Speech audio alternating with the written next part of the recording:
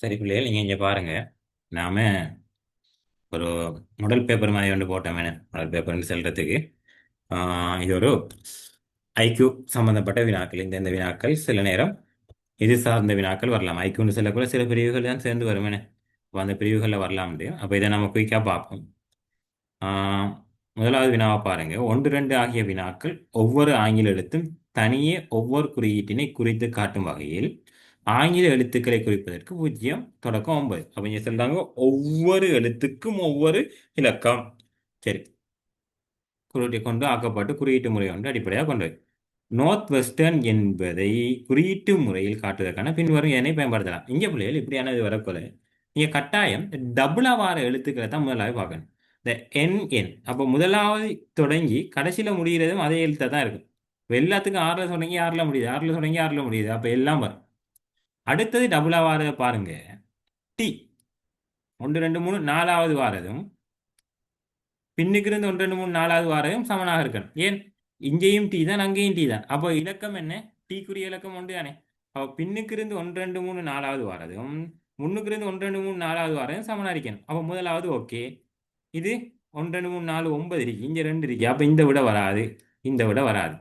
அடுத்தது 1 2 3 4 இங்கேயும் 2 இருக்கு, இங்கேயும் 2 இருக்கு. அப்போ ரெண்டாவது விடையும் வரலாம். அடுத்தது இங்கேயும் 2 இருக்கு, இங்கேயும் 2 இருக்கு, இந்த விடையும் வரலாம்.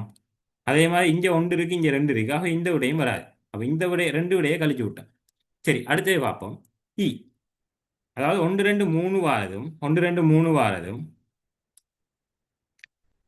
பின்னுக்கு இருந்தே பார்ப்போம். லேசா இருக்கு. 1 2 3 வாரதும் 4 5 6 வாரதும் சமம். அதாவது 1 2 3வது வார இலக்கமும் 4 5 6வது வார இலக்கமும் சமம். அப்ப இது வரலாம். 1 2 3 வார இலக்கமும் 1 2 3 வார இலக்கம் இந்த 1 4 5 6 8 இருக்கு, வரையலாம். அப்ப இதுவும் வராது. அப்ப இது இந்த விடையெல்லாம் தங்கி இருக்கு. 1 2 3 வாரது 9, 4 5 6 8 வருது. அப்ப இதுவும் வராது. அப்ப இதுக்குரிய விட என்ன? முதலாவது விட. அப்ப இலகுவாக விடைய எடுத்துடலாம். அப்ப இப்ப நமக்கு எழுத்துக்களுக்குரிய சாதாரண இலக்கங்கள் இப்ப இங்க தெரிஞ்சிட்டு எல்லாத்துக்கும் ஒரே ஒரு இலக்கம் தான். சரி, பின்வரும் எந்த சொல்லே எனும் குறியீடு காட்டலாம். சரி, இதுலயும் பாருங்க. டபுளா வாரத்தை எடுக்கும். அதாவது 3 ஈனை ஒரு 3 இருக்கு, ஈன ஒரு 3 இருக்கு, ஈன ஒரு 3 இருக்கு. ஆகவே இந்த இடத்தெல்லாம் ஒரு எழுத்தா இருக்கும். அதாவது 1 2 3வது வார எழுத்தும் பின்னுக்கு இருந்து முதலாவதும் 3வது வார எழுத்தும் சமனா இருக்கும். அப்போ 1 2 3வது வார எழுத்தும் பின்னுக்கு இருந்து முதலாவது எழுத்தும் சமன் இல்லை.